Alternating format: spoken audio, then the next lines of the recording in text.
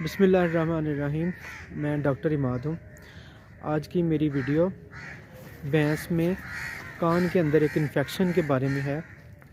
इसको ओटोरिया हमने डायग्नोज़ किया है।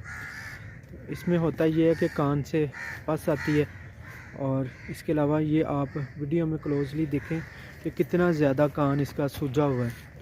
तो बड़ी बुरी सी स्मेल भी आती है। तो अंदर से मैं अगर आपको दिखाऊं कान को क्लोजली, तो इसमें काफ़ी ज़्यादा पस और मवाद आ रहा है, और इसने खाना पीना भी कम किया है। ये मसला इसको कोई 3 से 4 महीने से चल रहा है। बहुत सारे ये इंजेक्शन लगवा चुके हैं और इससे किसी किस्म का फ़र्क नहीं इनको पड़ा।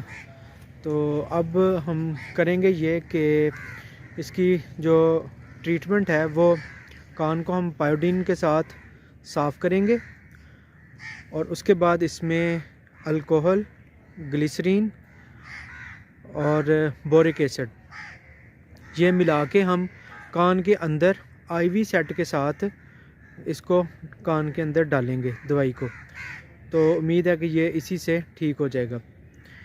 इसके अलावा एक और ट्रीटमेंट इसके अलावा जो कर सकते हैं वो कान के अंदर बिप डाली जा सकती है। तो बिप का जो कंपोजिशन है वो नीचे डिस्क्रिप्शन के अंदर दी गई है, ये आप देख लें।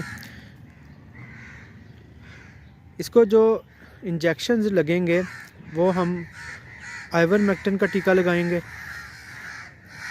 इसको।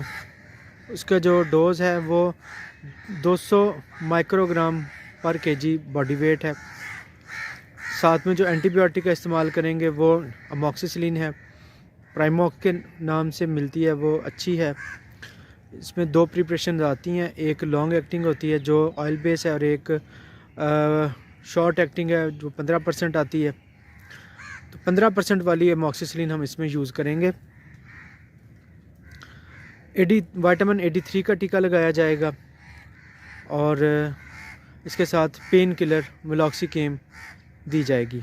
तो ये हम इसको ट्रीटमेंट साथ में देंगे, और जो कान के अंदर सफाई है ये भी डेली की जाएगी।